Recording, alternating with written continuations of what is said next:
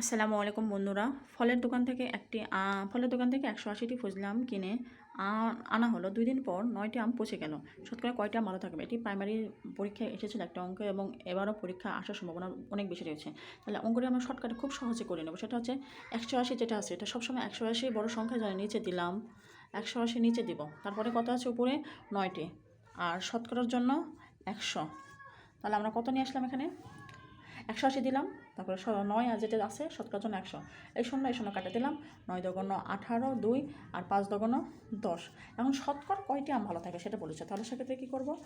100 minus 5, তাহলে কত থাকতেছে? 95। উত্তর হবে 95, অর্থাৎ উত্তর শতকরা 95টা আম ভালো আছে। এটা হবে সঠিক অ্যান্সার। এই অঙ্কটি খুব সহজে খুব সুন্দরভাবে দিলাম। আর আপনারা যারা নতুন আছেন আমার চ্যানেলটিতে সাবস্ক্রাইব করে আমার পাশে থাকবেন। এরকম আরও অনেক সুন্দর সুন্দর ভিডিও নিয়ে আসবো। আপনারা কমেন্ট করে জানাবেন কেমন হয়েছে। আপনাদের একটি কমেন্টে আমাকে আরও উৎসাহিত করবে ভিডিও বানাতে। ধন্যবাদ। আসসালামু আলাইকুম।